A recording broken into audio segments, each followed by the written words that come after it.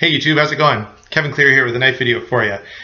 This is a knife that fills in the last piece of a collection I've been developing. This is the Schrade SCH-302, and now I have one of every model in the 300 series. Hopefully they don't come out with any more because I'm kind of done, but anyway, if they do, I'll probably have to pick it up and add it to the rest of these. I like all of these knives. They're all stainless steel frame locks, tie-dye coating, and they're all big, beefy folding knives. Not all of them are flippers, but this one is. And none of them flip extremely well. They all need quite a bit of wrist action. I don't know, there we go. But for the price point, you really can't complain, and it could be easily fixed. I've seen a few guys talk about how they take this apart and clean up the pivot and lubricate it a little bit, and then it works much, much better.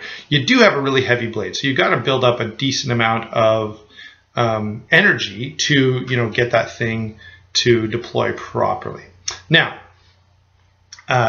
give you guys a good look at the knife here. The 302 is differentiated from the 301 by the fact that it has this textured scale on the one side. The other side, of course, is the frame lock, is the lock side. So all of these knives in the 300 series from Schrade have that variation, right? You either get a smooth, one handle scale is smooth or textured, and I went with the textured one in this particular model. I believe it's the only one I have that way. Now, the thing that really stands out about all of these knives in this one is definitely no exception. In fact, it is the highest weight of all of them. They're all really heavy. I think the lightest one is like 7.5 ounces, and this one is the heaviest at 10.4 ounces. So very, very big, beefy knife, very heavy. And you can see the amount of steel involved in the construction here. And so it's not a big surprise that this is a pretty hefty blade. Now, for a size comparison, I've got a couple of knives here I'll show you. One is the Fossil from CRKT. By the way, to give you an idea of weight, the Fossil, even though it's larger by about ½ inch, weighs only around 6 ounces, and this is over 10 ounces, so almost twice as heavy, even though you're getting less knife in this version. Here, if I can, there we go, is the Kershaw Cryo 2, I should say. And because that's a fairly common knife that most people are familiar with, it makes a good size comparison. It also has a lot of commonality. If you look at, both are stainless steel frame locks, both are tie-dye coated. Obviously, this one, even it's kind of heavy for its size. It's around 5 ounces. But that should give you an idea of what you're dealing with in terms of size. The actual numbers are 3 5/8 inch blade and a 5-inch handle, adding up to 8 5/8 overall. ½ inch thick handle here, and weighs in at 10.4 ounces. So those are the sort of stats on the blade. The blade here is, or the knife overall, the blade specifically is 3 5/8 inches of 9CR18 MOV steel. So that's going to hold an edge reasonably well. It's going to perform a lot like 8CR13 MOV, which everyone's familiar with. And so it's going to hold an edge okay. Probably you can expect to sharpen it every 3rd day or 4th day if you use it a lot, and if you strop it in between. If you don't strop it, probably maybe every 2nd day you want to touch it up, just hone it, or 3rd day, whatever. It's going to come back to sharp fairly readily. Okay, this is not a super hard steel, so you're going to be fine. Probably around 58 Rockwell. Now, it's a American Tanto style blade, and that means that it has this sort of secondary point, and then it kind of goes up this way. And I'm going to say this knife is even more abrupt in this angle here, how sharply it turns, than a lot of other American Tanto style knives that I have and that I've seen. So it's very, very abrupt, this angle right here. It is a hollow grind, and of course you can see, it's a partial hollow grind. About halfway up the blade there is where the grind ends. You do have this hole cut out and this back sort of swedge, although not really a swedge, kind of cut out there. And those are mostly aesthetic features. It's kind of foolish to talk about weight saving measures in a knife that weighs over 10 ounces.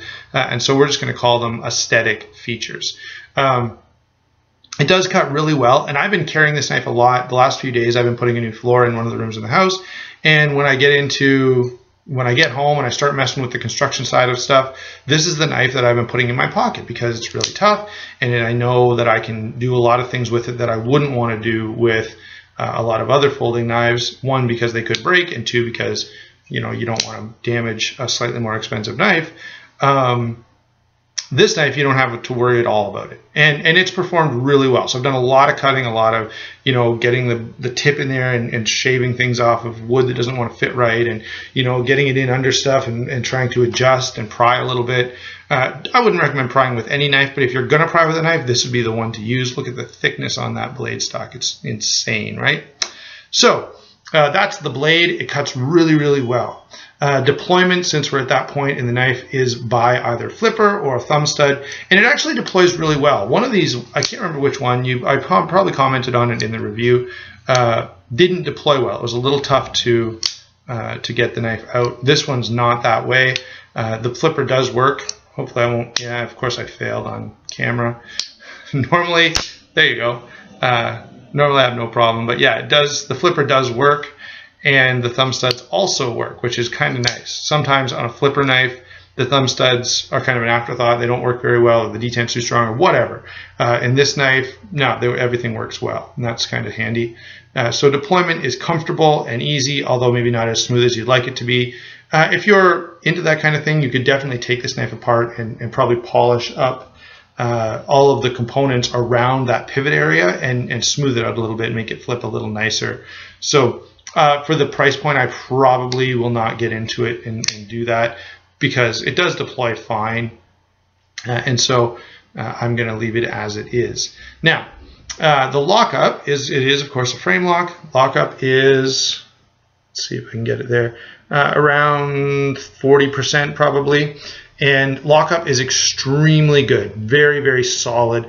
And that's been all of these knives in the 300 series are extremely solid in practically every aspect of construction and design and usefulness, whether you talk about, blade design or blade stock or handle design, whatever you want to talk about. It's just solid is the word that comes to mind. And the lockup here is no exception. It can be a little sticky. And so what you can do about that is there's the blade tang that interfaces with the lock bar. When you can see that, go ahead and take a pencil and just color on that.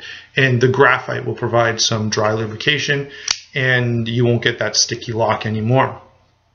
Now, the rest of the handle, it does have this textured pattern. The textured pattern is primarily aesthetic as far as I'm concerned, as is the jimping, because it's primarily the shape of this handle with this nice big cutout and with the flipper becoming a nice finger choil at the front.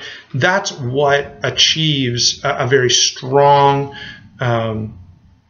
hand lock up into the handle. It's extremely grippy, extremely strong, but that's primarily because of the handle shape.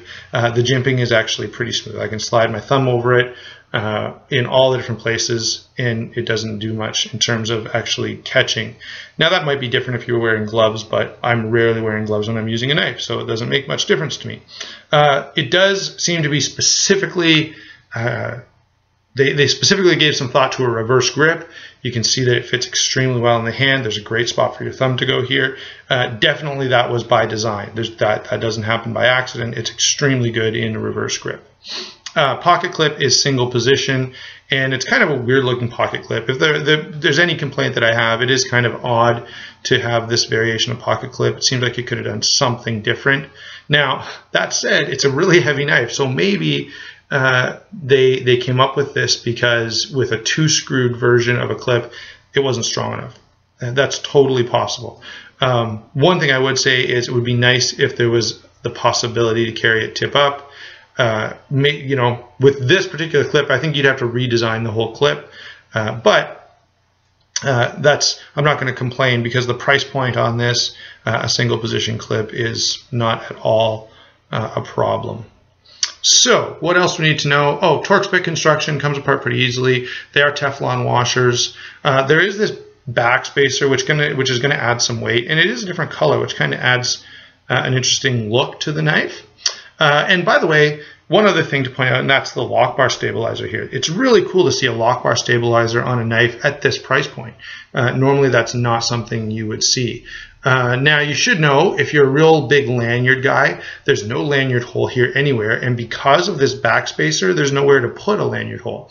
So you're limited. If this backspacer wasn't here, you could loop one through around this screw, but that's not an option because of the backspacer they've got in here, which seems to be just some kind of hard plastic.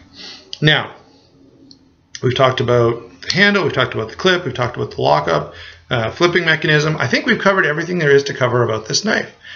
Very cool knife. I do really like it. I'm glad to have finally sort of finished off the 4 models that are in this Schrade 300 series. I do like all of them. I would recommend any one of them. Although, as I talk about the overall role of this knife, they're probably not the greatest for everyday carry, and that's because they're just so heavy. I use these whenever I'm doing some kind of project around the house, or when I'm going somewhere where I think I could lose my knife or break my knife. If I may put this, and I have put this one no, but I put other models in my tool belt when I'm gone to help someone with a roofing project or home improvement project. They work really well in that super hard use role. And I'm going to say that one of the nice things about having a knife like this, where it's designed for hard use, but it comes in at a low price point, is that knives that are kind of super tough, hard use knives, but that are at a really high price point, sort of create this dichotomy in my brain anyway. It's nice to have a well-built knife, but let's say a zero tolerance. They're extremely well built. They're really tanks, and every bit as tough as this knife, of course. But for the price point, are you really going to take your 0300 and pry up a piece of flooring? Are you really going to take your 0300 and baton through a piece of wood? They claim to be made for that kind of stuff. Not batoning, I know. No knife, performs well in that kind of stress. But this knife, you do all those things. You wouldn't even think about it. Because if you did break it, you'd be like, yeah, 20 bucks, right? And so what I like about these knives is that they're hard use knives that people are actually going to use hard. They're going to beat the snot out of these things because they know if it probably will never break, but if it does, that's fine. They're easily replaceable. So that's my take on the SCH 302. Really cool knife. I really like it. And as I say, I've been putting some flooring down, and so I've been carrying it whenever I'm doing that kind of construction work stuff, and it's performed really well. I've cut all kinds of things, whether it be the boxes the flooring came in, or I've had to cut little pieces of wood out of the groove where I don't know if if you've ever had manufactured flooring, sometimes there's a flaw, and so this knife has done really, really well. I've just been very impressed, and would highly recommend it for any kind of hard use roll, with the qualification that the thing weighs a ton. Okay, so if weight is going to be a factor for you, this is probably a knife to avoid. But if you're okay carrying a 10-ounce knife, think about that, 10 ounces, it's more than half a pound, then go ahead. You'll really like it. You'll probably like it as much as I do, because these are actually really good knives, as long as you can deal with the fact that they weigh as much as they do. There's one last look at the blade. And I'm going to say talk to you later, YouTube. Hope you enjoyed the video.